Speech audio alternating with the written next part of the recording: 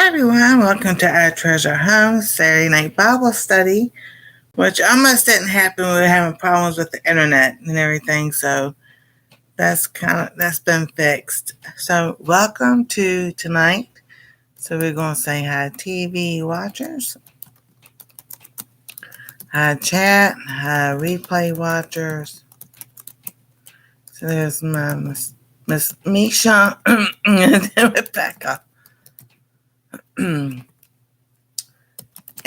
I've been waiting for snow. It snowed on the east side of Columbus, on the north side of Columbus, but us west side and south has gotten nothing. So I'm disappointed.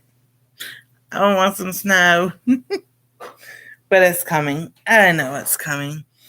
So before we start, so I said, hi Misha, hi Rebecca, hi TV watchers, hi chat and replay watchers. Thank you for being here, and I'm going to pray before we start.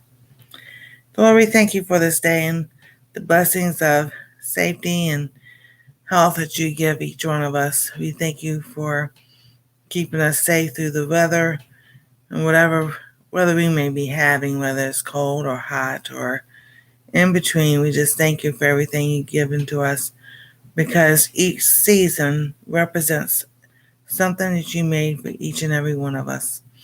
Whether we like the cold or we don't like the cold, we like the hot or we don't like the hot, or the nice cooler weather, we have something that you've given to us, that as the seasons change, you change us, and that we grow in your word and knowing you. We thank you for all you've given to us. In Jesus' name, amen. So tonight we're going to do still in Psalms 91. We're doing verses 6 through 8. But 5 and 6 really should have gone together. I didn't see that till as we were studying it, and I was like, whoops, well, so I might go with 5 again, because that kind of goes along with 6. So, and I don't know how long I'll be tonight. My plan was, I can go long. I'm just tired. My voice was fine, until just a little while ago. Who knows? But it is very cold here.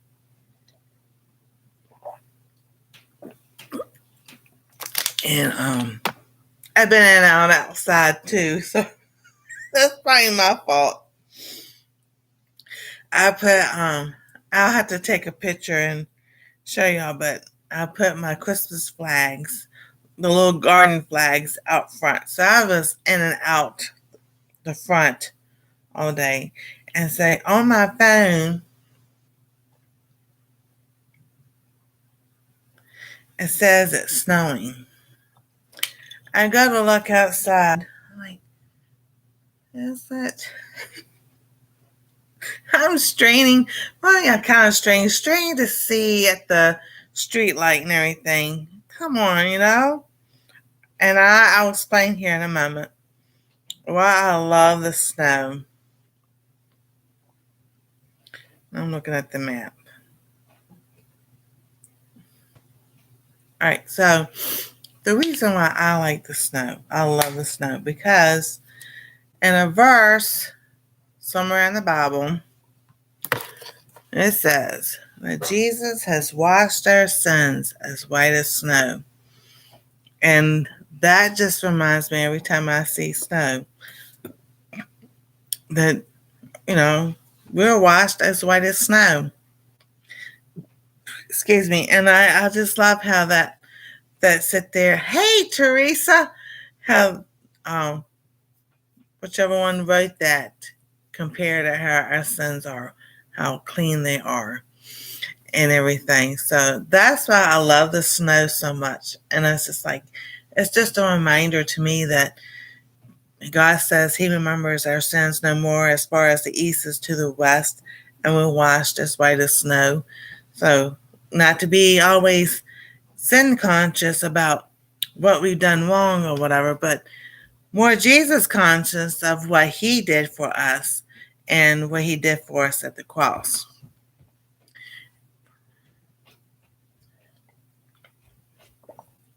So Psalms 91, I'll start at 5. We'll go through 5 through 8. Thou shalt not be afraid for the terror by night, nor for the arrow that flieth by day, nor for the pestilence that walketh in darkness, nor for the destruction that wasteth at noonday. 1,000 shall fall at thy side, and 10,000 at thy right hand, but it shall not come nigh thee. Only with thy eyes shall thou behold and see the reward of the wicked. Now that's a powerful verse there. Verse 8. But we're going to go back up here. So it says, nor for the pestilence that walketh in darkness. So we're going to see if this has pestilence in it. Because I went over some of that last week.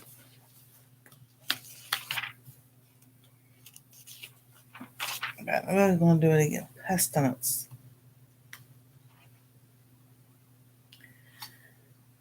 Loimos, Loimos, a pestilence, any deadly infectious malady.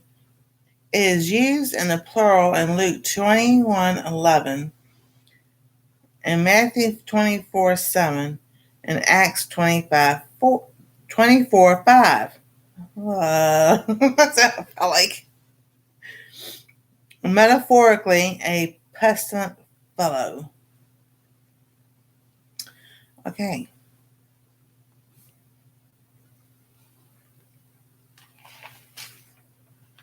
It says perverse. And then it says see fellow.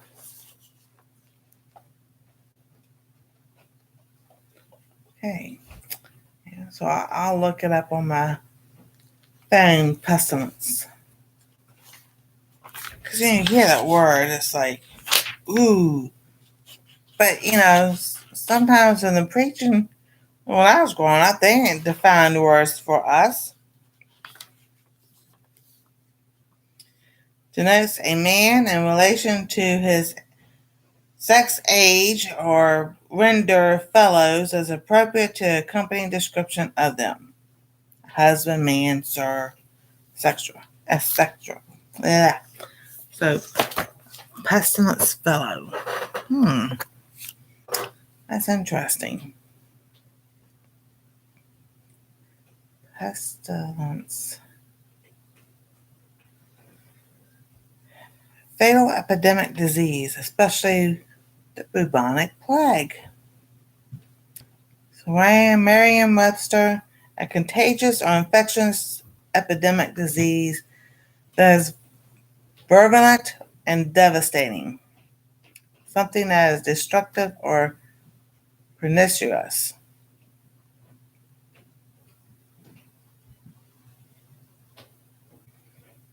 All right, let's see here.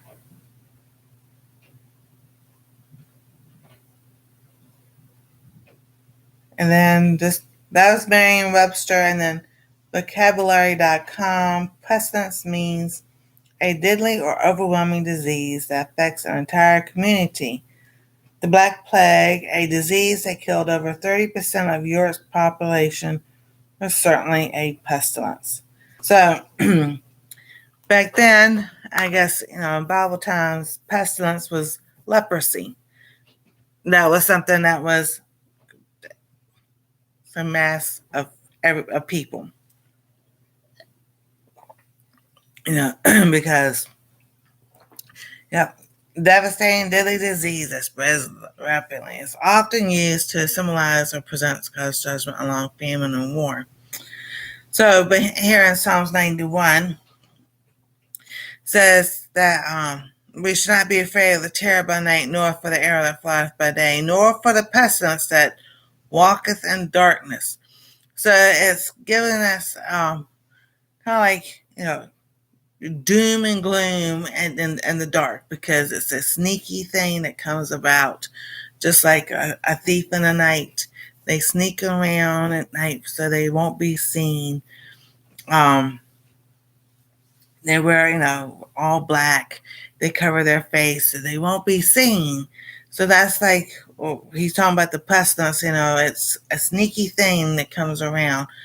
And sometimes that happens when we get, if someone has a cold or something other, you're fine when you go to bed and you wake up in the morning and all of a sudden coughing and sneezing, and we think about things like that. The flu that goes around, many people get that. Now, some people die from that, some people don't. But then you think of all the other things that have come out over the last years, things that our grandfathers and great grandfathers and ancestry, they didn't see none of what we see. And then, but they saw different things. As far as pestilence and everything, I would think, if you think like back in the 1800s and everything, in the early 1900s, it was probably like, I'm guessing without looking it up, you know, you know, rats and animals and everything, raccoons, we know it as rabies. So I'm quite sure back then they maybe didn't have a cure for that, but if a wild animal bit somebody, the things that they had to do back then. So, but here in the Psalms, it's telling us that we don't have to be afraid by that. We don't have to be afraid for the pestilence that walketh in darkness, nor for the destruction that wasteth at noonday. So destruction, so that talks about us at nighttime. You know, we we think when you go to sleep, you're safe and sound and everything.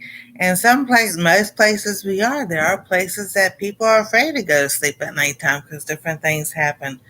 But here in the Psalms, God is telling us, whichever one who wrote it, David or Moses, talking about that we are protected by all that, because we're going to dwell in the secret place of the Most High. We're dwelling with God because we're sitting here where two or more are gathered. We're learning about the Lord. We're looking at His promises. We're telling Him telling us in the Bible. You know, it's not rules and regulations that say, someone goes, it's a guidance. Well, He wrote through so many different people and everything, and it's like, just follow me. It's for protection. I'm guiding you. Not to keep you from even having fun or not being able to do anything, but to keep you from the pestilence, to keep you for the destruction and everything. Hey, Janice, how you doing? And because there are ways to protect us. If somebody is sick or there's a disease somewhere, there's now certain things you can do to protect yourself. And whether it's washing our hands is a simple way of protecting yourself from getting sick. Um, Now, in the hospitals, they have certain protocols now and everything because there are some diseases that do transmit through the air. So, but God's promise says we don't have to be afraid about that because we're seeking Him every single time. So, and then we look up the word destruction.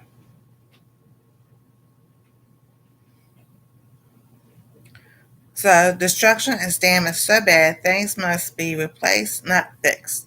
Tornadoes often leave a trail of destruction, damaging neighborhoods, knocking down houses. So, destruction, we think of things being destroyed and everything. Um, Something that cannot be rebuilt,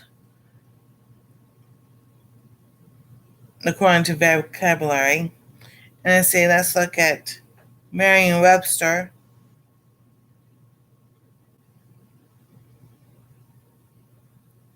The state or fact of being destroyed, ruined. The action or process of destroying something, destroying agency. So here, we're having, nor for the destruction that wasted at noonday. So there's many things that happen during the day. Car accidents. Even now Now, it used to be you didn't ever think about being robbed except at nighttime, but things happen like that during the day. Um, like I said, you know, pestilence, you think of stuff at nighttime, like a thief, they cover up at night. Now, during the day, they may have a mask on, they may have something else on, and to come up to you and take stuff from you and everything. So that's a type of destruction. Um, this, it really is to us because it's interrupting your way of life, your safety, your personal safety. Someone's gone up in your personal space, and now you hope that you don't get hurt, but they've taken your stuff. Um, I've been pickpocketed twice in my life, and I know how that feels. And it's not fun. You have to go get your social security card again, your driver's license again, what pictures you've had in your wallet, maybe it's keepsake, maybe if you had cash and all your credit cards and everything. That's a type of destruction because it's something now you can't just fix it because it's gone. It's got to be replaced. So in destruction, we think of the tornadoes, we think of hurricanes, and we've got snowstorms coming now across the country. So if people lose power, when the power poles go down, the wires go down, that's a type of destruction because now that has to be replaced. Can it be fixed? It can be fixed, but it's still destroying because then they got to replace the power lines and the power poles and different things. But God's telling us we don't have to be afraid about that because one, He's got us prepared, knowing in advance that things are going to happen, but He's also keep us safe through those times. Um, Now, I am thankful very much is that every time we have bad weather or we have snowstorms or whatever, we don't lose power. Not during those times. It's always July and the hottest part of the summer that for some reason our state decides that, oh, we're just turning the power off for like 20, almost 24 hours to save on the power grid. And it's like, y'all don't make sense whatsoever. So now that we know that is a pattern that happens, we're better aware of what's going to happen.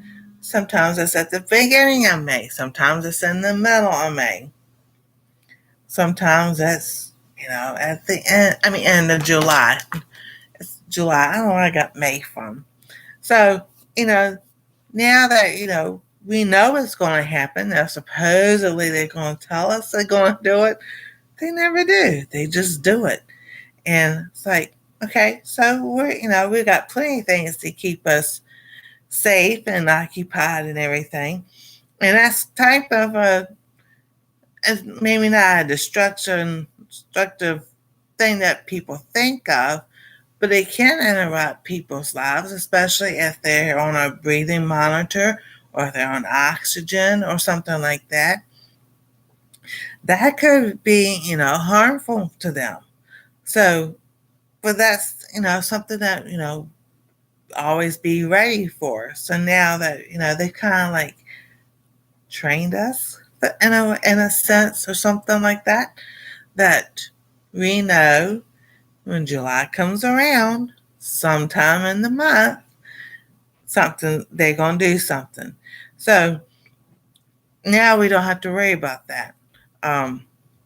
So we don't have to be afraid of those things. We don't have to be afraid of that pestilence. We don't have to be afraid of that destruction because even though it may happen, God said He'll never leave us nor forsake us. So He's going to walk us through every single situation and everything. So His promise is 1,000 shall fall at that side and 10,000 at the right hand, but it shall not come nigh thee. So a thousands shall fall. So we think of like the bubonic plague, we think of 2020. No, thousands of people died, but then there was and 10,000 at the right hand. So that's at your right hand, but it shall not come nigh thee. So it shall not come nigh you and me. Um, you know, and we wonder. I've often wondered this when there's people who pass away or something like that. Did God take them home because not that they were weak or anything, and they were strong Christians anyway, but to make us stronger in our faith? That knowing, hey,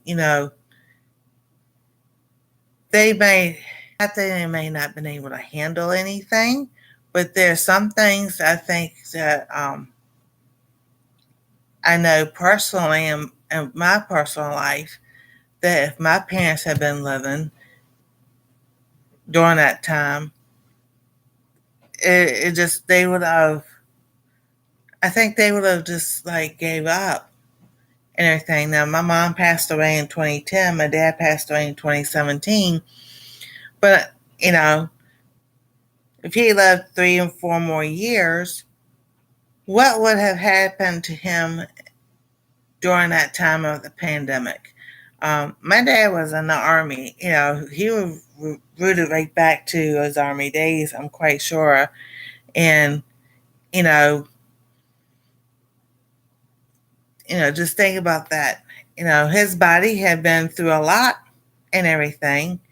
So did the Lord just go ahead and take him home because, he didn't want him to suffer through any of that?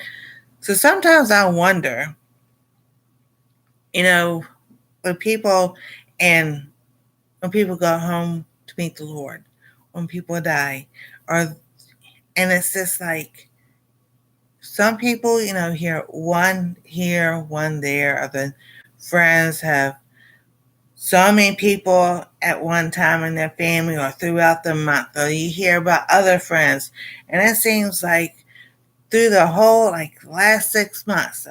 Did you hear so and so passed away? And this person so in this family, and this person in that family. And I'm like, okay, Lord, you're taking them home for a reason. Maybe it wasn't their time, but maybe there was another reason why he took them home. Because pestilence, about the pestilence and the destruction, even though he tells us we don't have to worry about those things. Would those people be so worried about that fear would overcome them so much that that's what would happen? That's just my personal opinion. I've always wondered that. But, as I go through this and I read, it says, 1,000 shall fall at that side and 10,000 at the right hand, but it shall not come nigh thee. So even though things happen, we can hold to that promise that, hey, karma, that this certain disease or this certain thing is not going to come near us. It won't come near our family.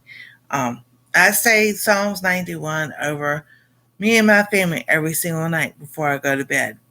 And I have seen, especially during 2020, because both my son and my daughter-in-law worked, and they didn't get the jab or anything, and how the Lord protected them from not getting sick. I think the most we had was a cold or maybe a slight touch of the flu, something like that. And I didn't get it, and I have lost my voice and everything, but that's because sinuses and drainage and everything. And we did a lot of things all natural, between the vitamins, and we had honey, and yeah, it's a hot toddy every once in a while. No, because they worked in a warehouse, so they were around a lot of people. in the warehouse that they worked at was essential employees. And they said people would come to work sick. So, yes, when they got home, you know, they would make them a drink, hot tea, and everything. And it really did keep them from getting sick. Now, as far as Anastasia and I, there's videos of me. I've lost my voice and everything. And that was the most worst it ever happened. That, I have sinuses, sore throat. We knew it was coming if you got the sore throat, and then you lost the voice. And it's like, for the last 2 years, the Lord has kept us safe. And I honestly believe it is because I claim onto these promises that when God says, I don't have to fear about the destruction of noonday, nor the pestilence, the walk of that night and everything, and how I go around, I say these verses, I claim them, I say, Lord, this is what you promised. We're not going to be getting that stuff. When they go out grocery shopping, I cover them in prayer, because destruction during noonday, there could be car accidents. There could be car accidents at nighttime, but there's other things that happen during the day. People do things during the day now just like they do at nighttime. So I cover them, I cover the car and everything in prayer. And so many times they've come home, I missed in 4 accidents. This person did this, and then all of a sudden this person did that. And I'm just like, Psalms 91, your mama's praying over you.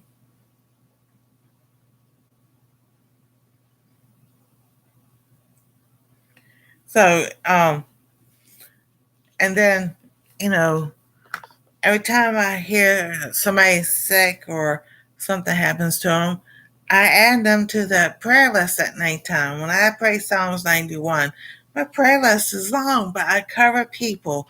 I cover YouTube people. I cover people from Instagram and Facebook that send me prayer requests. And before I go to bed, I've got that plan. I'm just walking around the house, doing the things I need to do. And I'm just like, these are promises that was given to them, but God has given it to us as his children. So when we think about 1,000 shall fall at that side and 10,000 at that right hand, if you add that up, it's 11,000, but thousands upon thousands. And that's like, the Lord has a way of letting us know that no matter how many people it affects and everything, as a child of the Most High God, seeking him daily and everything, he's telling us, it's not going to come near you. He goes, I'm not going to let it come nigh you. Now, granted, I have other health issues, but, there's other things like diabetes and now, I don't have heart attacks or anything like that. I have a different type of birth defect heart. But, if I'm really my parents' child, all their health issues I don't have. I told the Lord at 11 years old, walking up the street from my best friend's house, because we had that conversation. I'm like, I'm going to live as old as, I said, I'm Moses or something other. I said, 120 years old. She looked at me so funny. I said, well, when you die, that's it. You can't do nothing else. You can't enjoy unless you're in heaven or you're in hell. And she just looked at me and said, that's a choice. Those are only two places you go. And she goes, okay. She goes, why do you want to live that long? I said, I've got things I want to go see, I want to do. I want to live a long life and go see all those places. And as I'm walking up the street to my house, I'm like, you know what, Lord?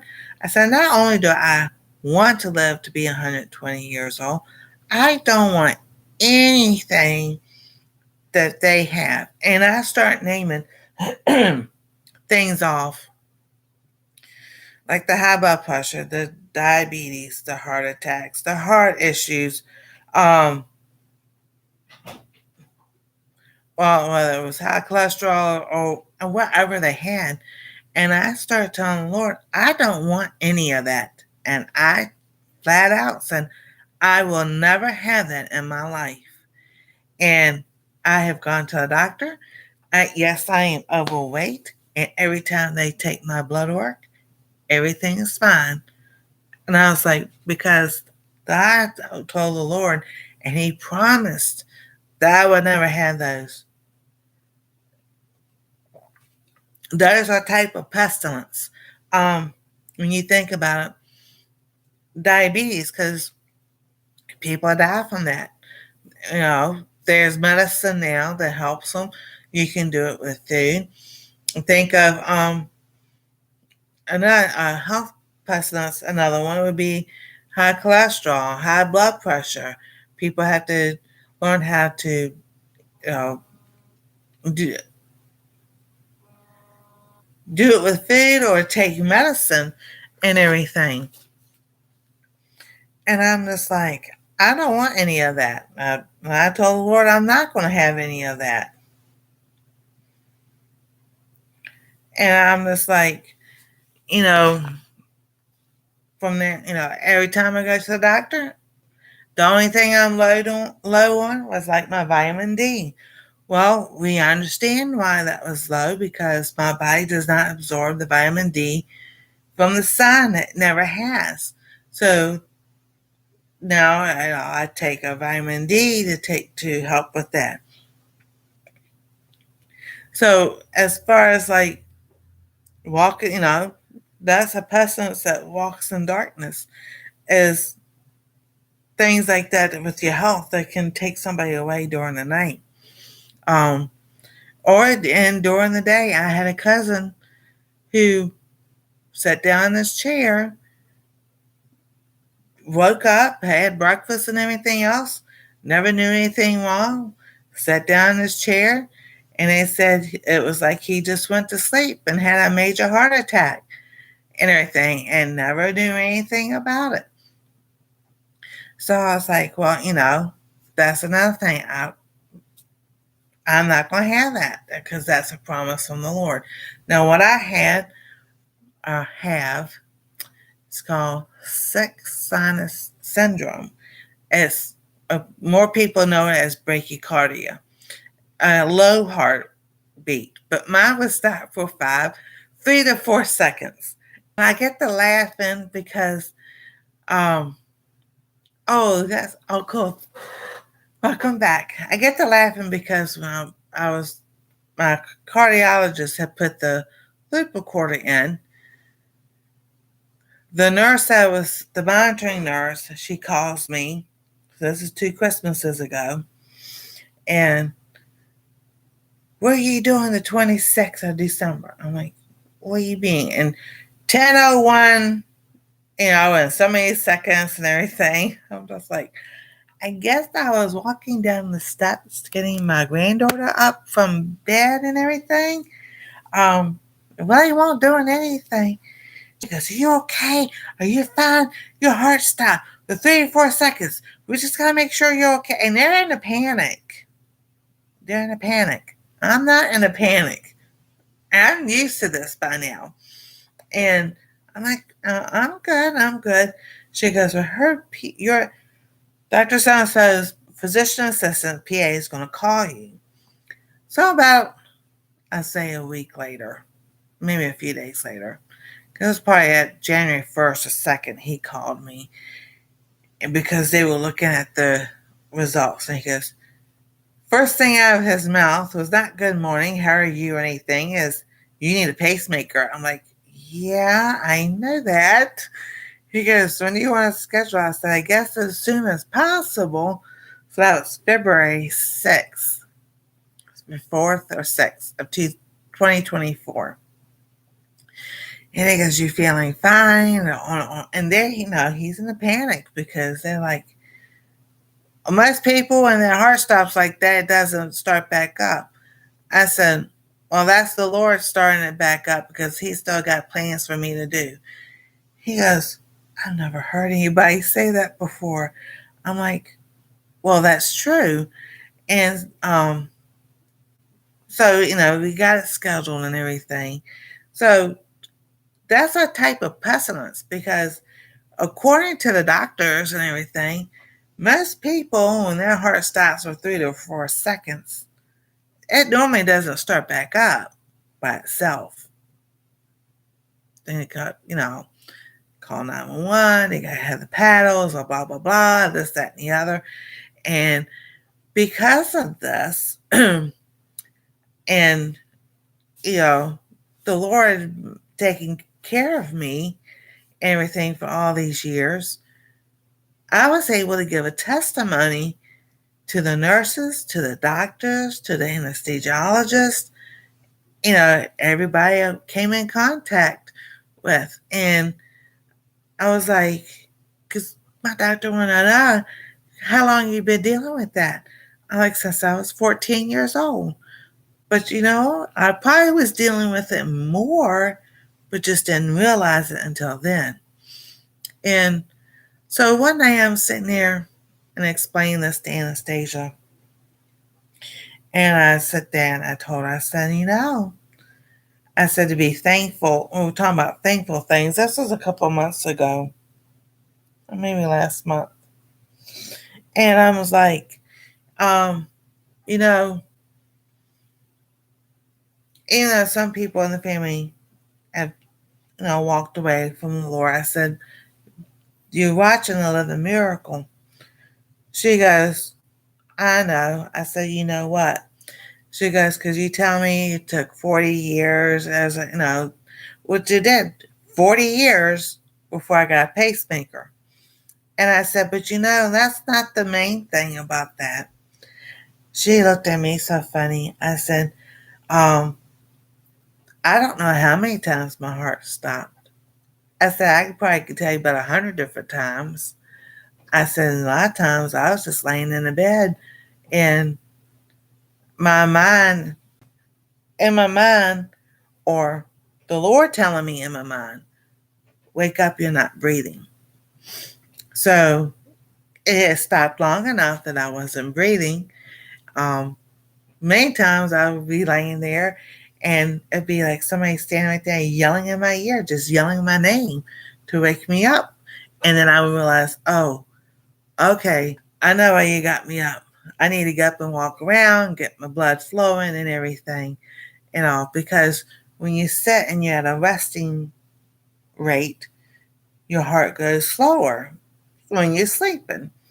So I'm like, many times I have had, even up to before my pacemaker, be laying in bed. And when we were up, the bunk beds were together. When I was laying, I was facing the wall, just as loud as could be. Someone yelled my name. I turned real quick and I was going to say, call my son's name. And like, what are you doing? And there's nobody there. And I'm like, okay, Lord. I turn myself on my right side, get up. I went to the bathroom, got myself walking around a little bit. And I'm like, okay, there's a reason for that.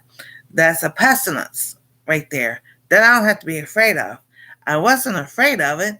I just knew the Lord was taking care of me because he still had plans, and whatever was trying to take me out, God is saying no until he got me to the right doctor at the right place at the right time to get a device that I needed. Now, the pacemaker I have lasts for 15 years. And my cardiologist told me if I had been a year earlier, or if they'd done it years earlier, she goes, you'd have had to transition through so many different ones until this one. And I was like, that's the Lord working. And she just shook her head. And I was like, yeah. I said, because he knew to get me, I had to wait for her to go to school, to get to wherever she wanted her residency and everything, to be established as a cardiologist, to get me to this state, to get to her, to get the right device in my body. And and she was like, she goes, I agree. She goes, that's all she could say was, I agree. And I was like, no matter how much pestilence and darkness and destruction can be around us, the Lord will always protect us. No matter what we're going through, no matter what our physical ailments, or it could be, we think of financial, we think of the Great Depression. That was a pestilence, even though it didn't. People did die. They probably died from starvation, but it was a pestilence because people weren't at work. They had hard times getting food and everything, and crime went rapid then. It was just a destruction during the day, noonday. But people made it. People came through it and everything. My grandparents, my mom's parents and my dad's parents lived through that. Um, I've said this so many times on the channel. I said, but my dad's parents had a farm. They didn't have a road to their house until like the 50s, I guess. Oh, I just know that they talk about they walked to school and through the woods and everything. And he said a couple of his sisters came home and they were telling their parents about there's a depression going on, this, that, and the other. And he goes, he'll remember his mom saying, "What is that?" You know, because they lived on a farm. You know, they grew their own food, and they had cows and chickens and everything. And they were like, "Well, people can't buy food and they can't work and this, that, and the other." So they're trying to explain to them what it was. And I was like, "That's nothing new to us." I got the biggest tickle out of that because, to them, it was their way of life. You know, living on a farm, living sometimes, yeah, they knew no difference. They didn't have TV or newspapers or anything. Um, they spoke broken English. They were Hungarian and Slovak. So the kids knew how to speak to them, but, you know, they just didn't really,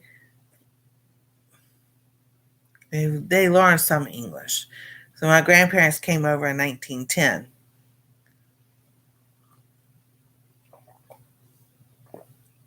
They knew no different. To them, that was just everyday life.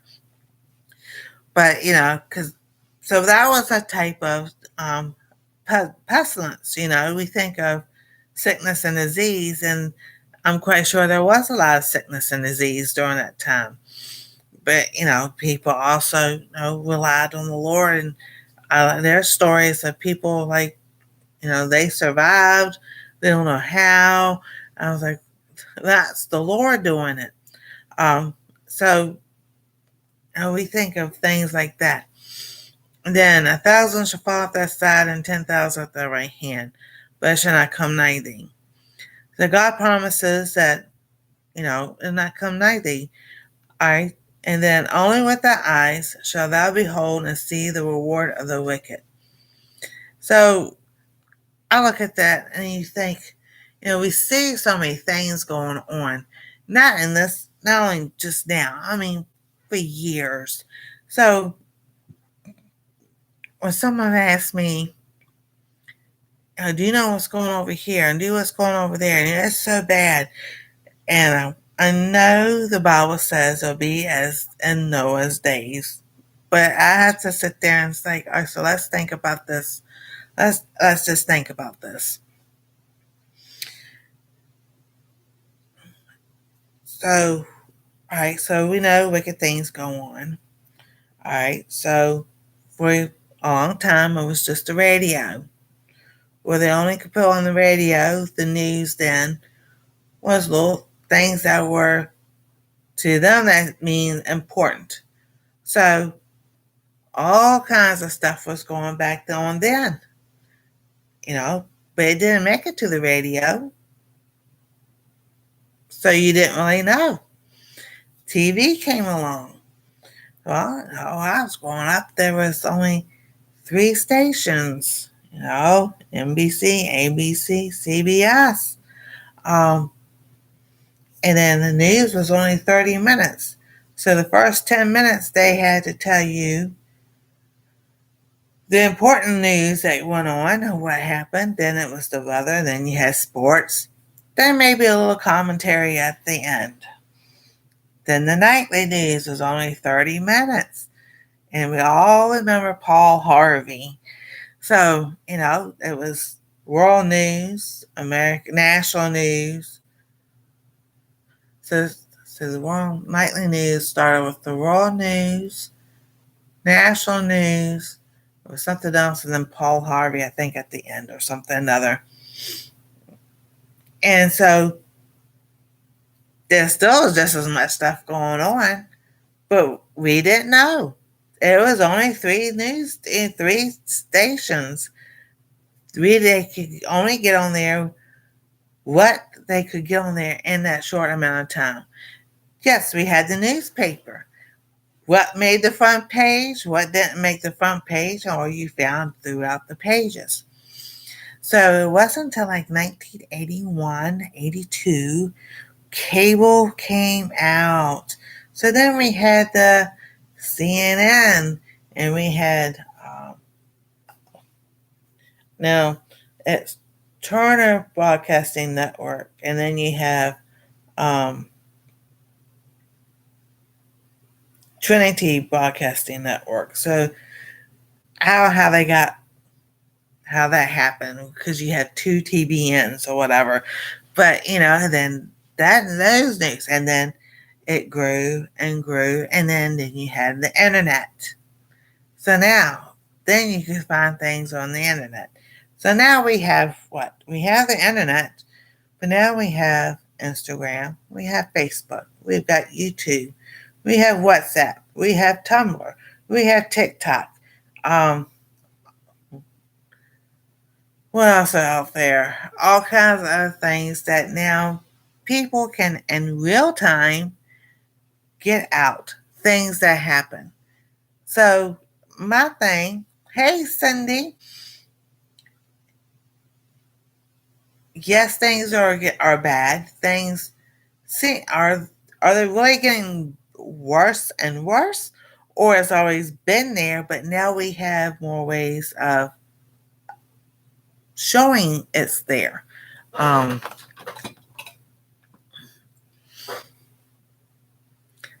My thing is, I'm not saying that the Bible is not right, because I know the Bible is right. My question is, or what has always been, if all that crime has always been there, but now we have all this social media, news outlet, people now look, everybody has a phone. Everybody has a phone. Everybody has a phone. Everybody has a camera on the phone. You can record. So, how many people are recording what they see? What's the crime going on there? Are they, all right, so for over here. Yes, we used to have, we have different ethnicity of people around, okay? So, before our governor signed into law constitutional carry, we did every single night. There was somebody out there with a pow, up and down, up and down. We hear the sirens going down the road. I'm like, okay. Well, they have that little device now that they put out there. If someone goes pow, it censors where it's at and everything. And of course, police don't come like some sirens, but they do come around. But I was like, yeah, we have, a rotary dial phone, yep. And okay, so but it wasn't on the news. This side of town never gets on the news. It never does. Even though things happen. And we know things happen over here. The west side of Columbus, and that's a whole big area, is never on the news. Now the east side of Columbus, or the south part, some of the south part, is always in the news. Always. That doesn't mean there's even though the crimes are, doesn't mean there's less crime over here. They just don't announce on this side of about this side of town. So it makes me think and makes me wonder about why some things are left out and then some things aren't. Um, we have what's called, it's not Neighborhood Watch, it is Neighborhood something other. It's an app or whatever. I don't have it because I don't want it. I don't. To me, it's like, okay, you have a good night. So to me, that app not ring doorbell, something another. But it's like if you see your neighbor doing something to let people know. I'm like, why are you telling? You know, it's supposed to be for reporting about crime. So, you know, we know crime happens around here. It's just never even in the news. So, and when our governor signed in the constitutional carry, it all stopped. The only time we hear anything like that is New Year's or 4th of July. Other than that, it's quiet. The only other things that really go on is because the fire department is 4 blocks, one more block is a hospital. So, and then we have a fire station that's probably a mile, maybe a mile and a half, but it's at the airport. And then another one that way, which is probably enough. So I hear the fire engines go out all the time. So it's either a fire or it's a medical emergency or, like a car accident or something that's going to happen. So when I sit here and talk about, you know, I don't have to worry about the destruction at the pestilence at night, nor the destruction at noonday, or 1,000 shall fall at this side and 10,000 at the right hand, but it's not going to come nigh me. It's because now I see it. I don't hear pow pow every single night, or was that a firecracker or is that something else? It's quiet because the Lord has taken care of that and protected us. And then, only with the eyes shall thou behold to see the reward of the wicked. So as we are now looking and seeing how we can say in the political arena, things that were against the American people are coming out. Even in personal life, when people do something to us. I used to tell my son all the time, you know, there's something, just, yes, take up for yourself. I'm not saying don't take up for yourself. Take up for yourself. Especially if you're in a domestic situation, do not take it. Get help and get out of there. Um, you know, I know I've been in there with that. But, and then sometimes when you let go and if things people have done to you and everything, God says He says you will see the reward of the wicked. Sometimes I've seen it, sometimes I have not.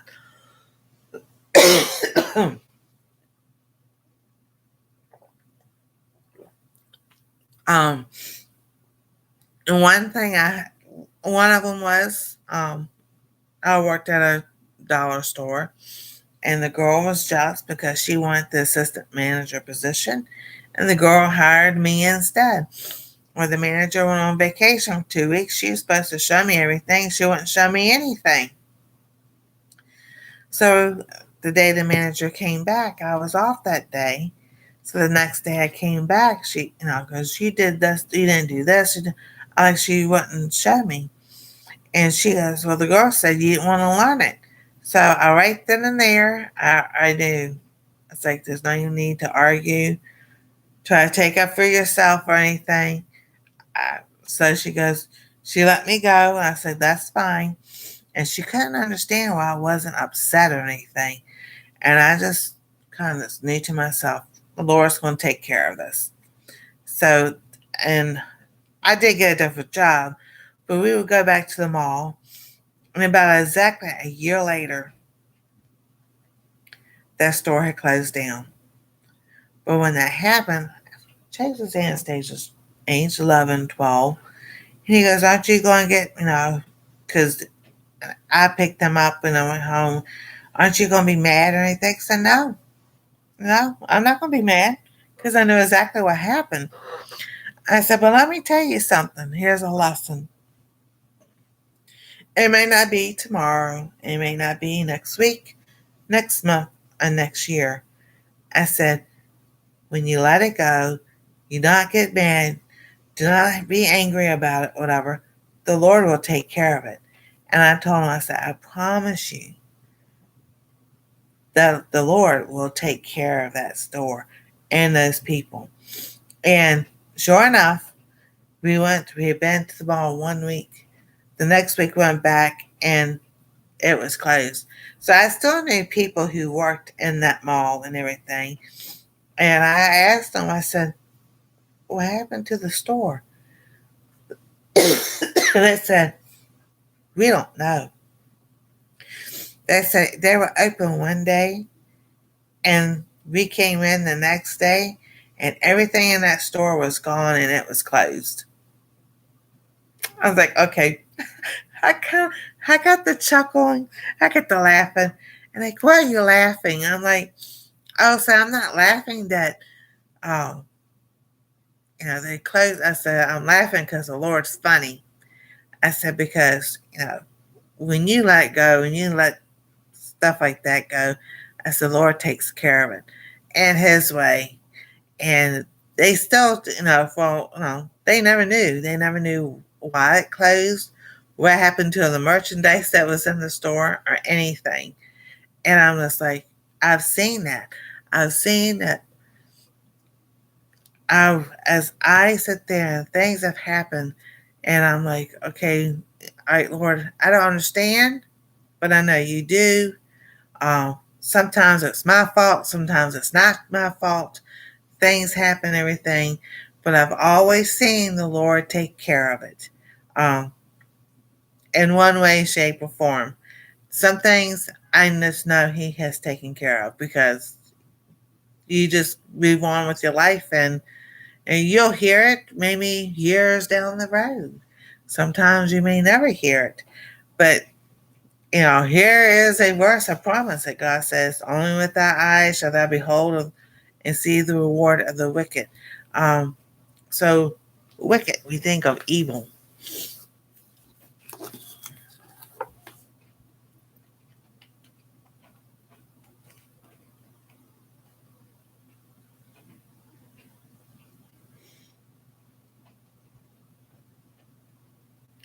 I've definitely been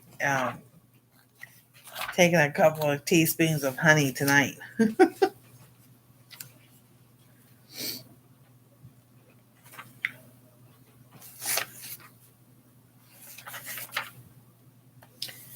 Wicked. All right, let's see here. Evil, wicked. And the following where Satan is mentioned as the evil one.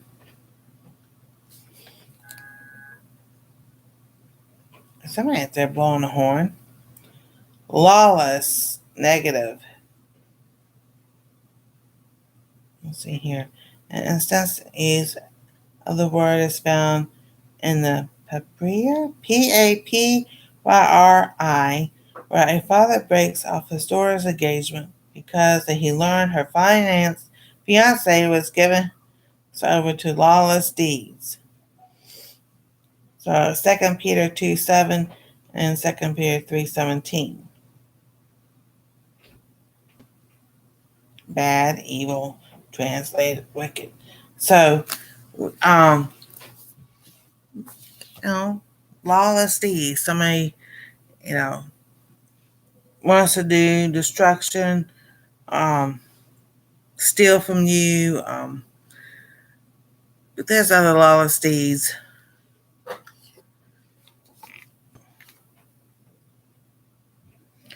So we'll look up on the dictionary.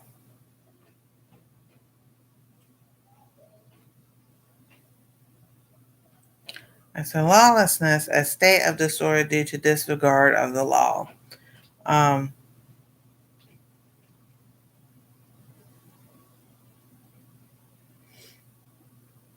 That's lawlessness. Not governed by or obedient to laws, characterized by a lack of civic order. Not regulated by or based on law, not restrained or controlled by law, unruly, illegal.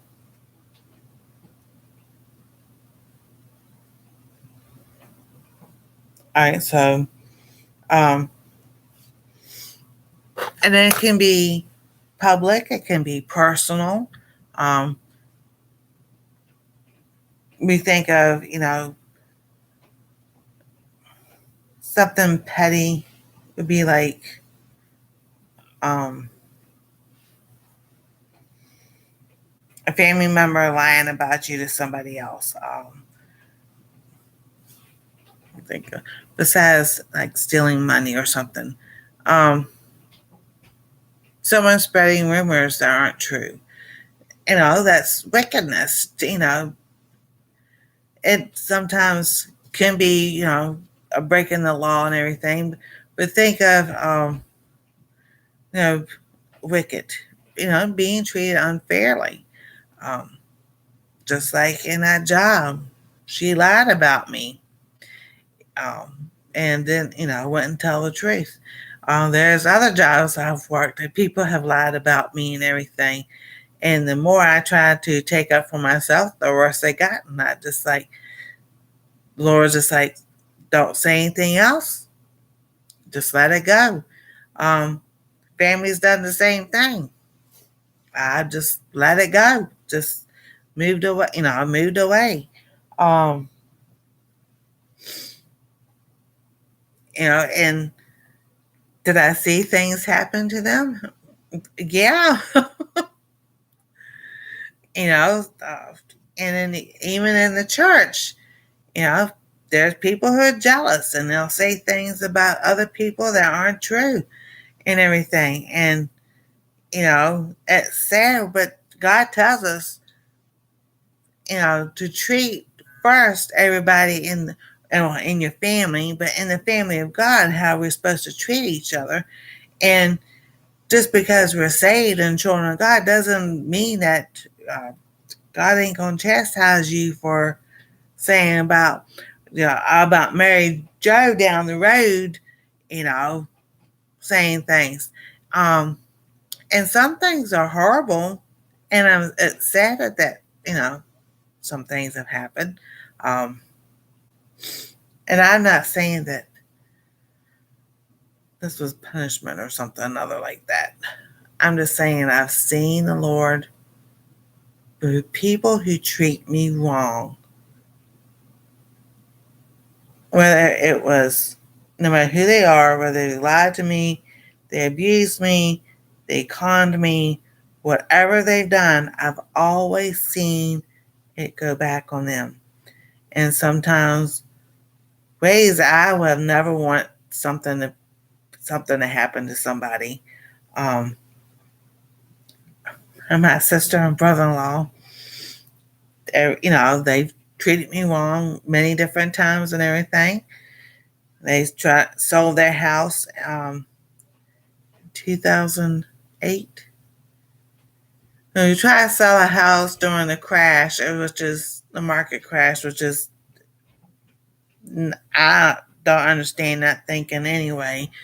But they lost about $60,000, and so my oldest, because we weren't talking, but my older sister and I were talking, and she called me to her. She goes, "I got to tell you something," and she told me what happened, and she was the one that got to laughing. I'm like, "What's so funny?" She goes, "It's funny because the way they treated you." She goes, "Yeah, it's bad. It happened to our sister, but our brother-in-law, he was a lot of times a jerk, and because just to go to show him that don't treat you wrong." I'm like, but I was just like, it was sad that they lost that much money. But I'm like, Ronnie shouldn't have been trying to sell a house and the market crashed in the first place. But then, I went about, they don't want to talk. That's fine. Exactly, Robin. What goes around comes around. And that's why God tells us, as brothers and sisters in Christ, watch how you treat each other. We're supposed to treat each other differently than what the world treats people, even in families. But sometimes family can be the worst. I have a cousin, you know, her husband always, and even though he's a Christian, called my mom about stuff all the time. And every time within a week or so, something happened to him. He was in a car accident. One time, a tree fell in his yard, and he was standing on his deck, and the tree was coming down. He had to jump off the deck so he wouldn't get hit by the tree. And it's like, well, why did the tree fall? They go, we don't know. I'm like, what do you mean you don't know? So there was nothing for it to fall. There was no, the ground wasn't wet. There was no storm or anything. The tree just fell. Until this day, I get a chuckle out of that because I was like, because God's telling you, straighten your butt up. Now, was that a coincidence? I think there was. Sometimes I don't think there is a coincidence. There's no such thing as coincidence, but in a way, sometimes there is. Because God has a way of showing out that, look, I've got your back. You just keep walking with me. You just let go of what they did. And I'm going to show you how he takes care of things. Remember, God says, vengeance is mine, saith the Lord. He's going to repay for what things have been done to you. Exactly. When you sow, good comes back to you. Those principles in the Bible and everything that we learn and we've been taught and everything, God has that for a reason.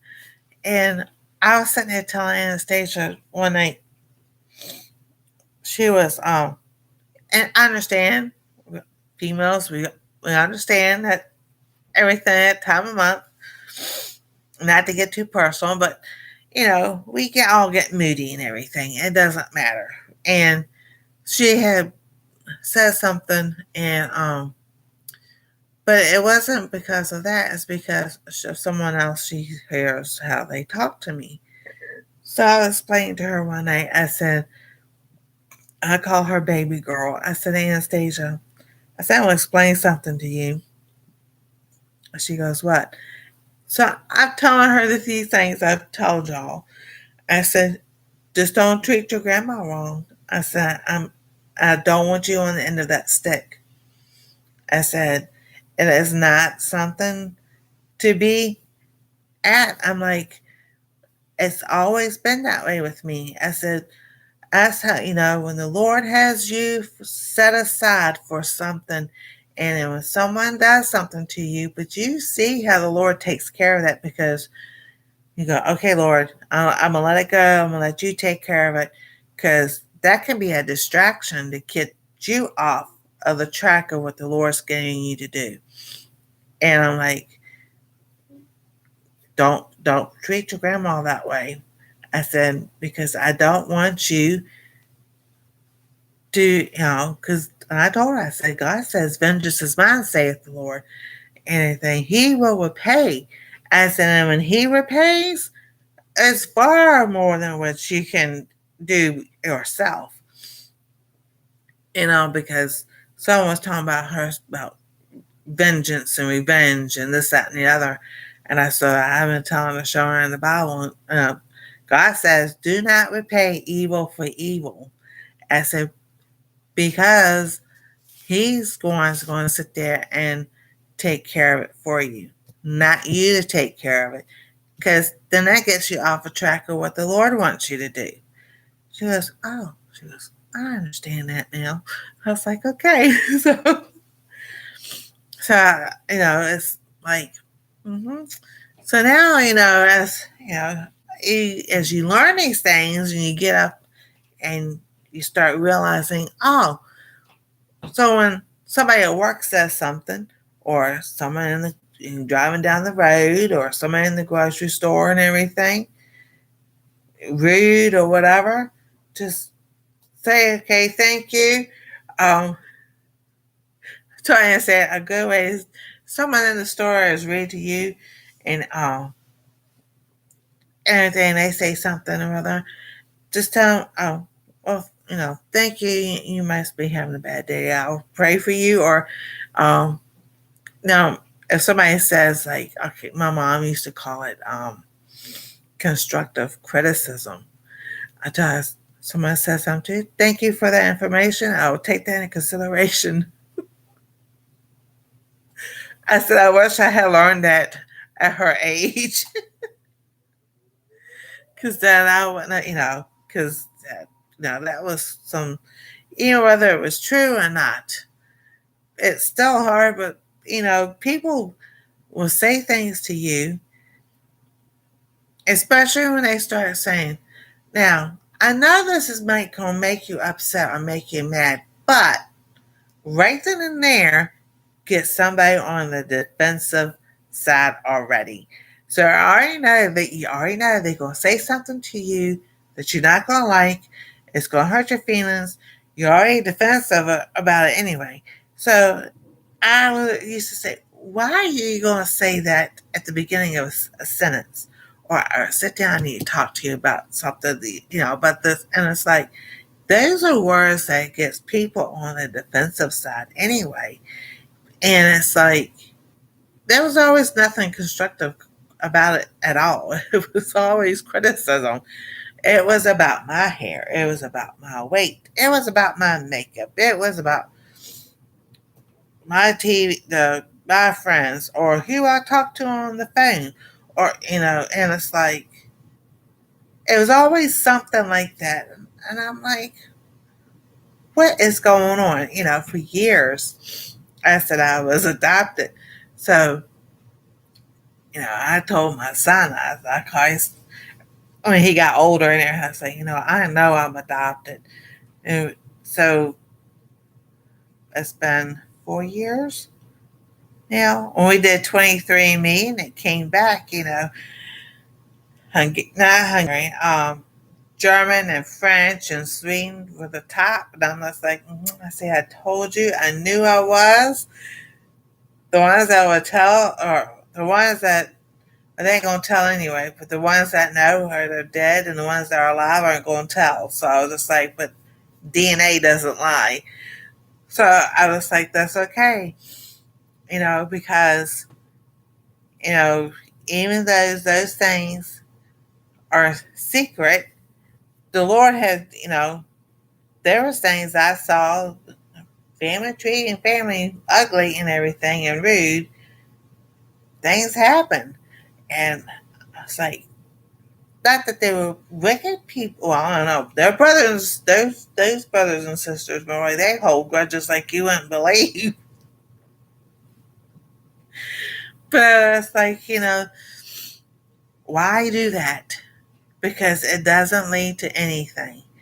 And on their deathbed, they're forgiving each other and everything. And I was like, you wasted 40 years for what? It was something stupid. It was something stupid. And it's like, that just doesn't make sense to me. So that's another process I start learning. Is like, oh, when somebody does something to you, that's like the saying goes, let be like water and roll off the off your back like a duck. Because if you watch a duck, when they go down, dip down, they come up, the water just rolls off their back, so they won't be heavy. So that's how they don't sink in the pond or whatever water they're in. And I had someone who used to sit there and tell me that all the time. Just be like a duck. Just let it roll off your back. And for the longest time, I could never figure out what they were saying. And after I'm like, why can't you just explain that in simple terms to a kid growing up instead of these little sayings of, so like if I say that to Anastasia, that was my grandma was famous for this one. She was like, you can get more flies with honey than you can with vinegar. And for a while, I'm like, why can't you just say you can get more things done being nice and kind to someone than being rude and being negative and everything? I was like, why can't you just say that instead of, that little saying? So one night we were sitting there and her mom said something, and all of a sudden it just came out my mouth. I couldn't help it. So you can get more flies with honey than you can with vinegar. So she was in the bathroom. She goes, what'd you say? I said, I told Anastasia, you get more flies with honey than you can with vinegar. She goes, oh. And then her peep, didn't hear nothing else. Anastasia goes back in the room. She goes, my mom didn't like you saying it. I'm like, well, then maybe somebody needs to change their words. I said, but do you understand what that means, Anastasia? She goes, I think I do. I said, that means when you're nice and kind to people, it's not that being nice and kind, you get more things done, but things get work better than if you're rude and ugly to people. If you're rude and ugly to people, especially if you're at work, your coworkers ain't gonna want to be around you. If you're rude and ugly to your friends and all, you're not gonna have friends that long, not much longer, will you? She goes, oh no. I said, exactly. She's homeschooled with, online school and everything. I said, are you rude and ugly to your friends when you're in class and everything? She goes, oh no, school doesn't allow that. I said, no, but isn't that how I taught you to talk nice to people and everything? She goes, oh yeah. I said, don't you have a kid that y'all don't like because he's always rude and ugly? She goes, oh yeah. She told me his name. It's like, does anybody want to hang out with him? She goes, no. I said, exactly. That's that saying. You can get more flies with honey by being sweet and kind, getting things done, than you can by being rude and ugly. So she was like, oh. I said, yeah. So it took me a long time to figure that one out too, but I will tell you what it means now. So you will have to figure it out when you're older. So, but it's little things like that when we sit there and go, okay, Lord, this person did this. I don't understand. Maybe they were having a bad day. Okay. Once or twice. Then, hey, are you okay? You having a bad day? Something going on? And if they turn around, we call the saying we use, bite your head off, was be really rude and everything, tell you off, use words and everything. Then you really will know that, okay, that's this person that's give it to the Lord. You pray for the Lord pray for him. And we know that's the hardest thing the Lord has told us to do. Pray for our enemies and bless those who curse you. Like, I know you did that on the cross, Lord Jesus. I know you did. But it's really hard. But when we learn to do that, there's that verse. Only with thy eyes will you behold and see the reward of the wicked. Like I said, sometimes you'll see it. Sometimes you won't. Sometimes he will give you word through another source of how it was taken care of. So I was like, we're going to sit there and see this a lot in the next 3.5 years. We're going to see that a lot. That only with the eyes shall I behold and see the reward of the wicked. Not only in the political arena, but throughout all things, other things. I honestly believe it. So the next week we'll do verses 9, 10, and 11. And then once we get through all of it, or when we get to the last 3 verses, I'm gonna go back through it, and I was, like here, like I did with the other verses. I said, "North of pestilence, walk in the dark; north of the destruction, I waste at noonday. 1,000 shall fall up that side, so thy is mine." So Nancy, put your name there. 1,000 shall fall at Nancy's side, and 10,000 at Nancy's right hand, but it shall not come nigh thee. Thee is you. Whatever your name is, it will not come nigh Nancy. Only with thy eyes, thine, which is me, and you, shall behold and see the reward of the wicked. I ain't gonna sit there and say and mention all the people of the reward of the wicked because there's so many. But on with my eyes, Nancy's eyes, shalt thou behold and see the reward of the wicked. So I had learned that a while back, learning how to put the these and the thou. So, who is it talking to? And everything. So that will be at the very end after we get through all the verses and everything. And I will do it. I'm going to write it out where I put my name in it so y'all can understand how to do it.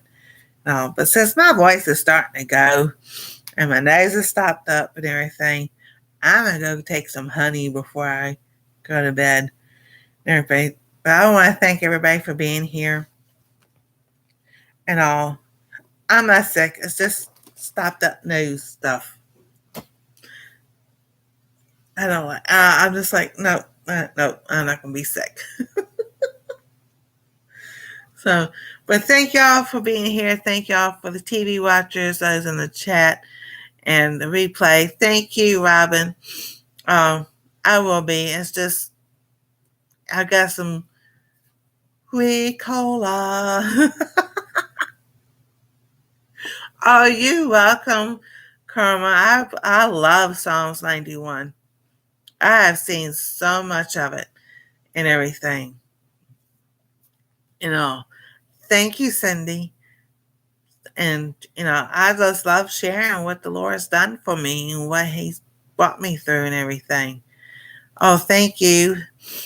And, yeah, it's just all drainage right here.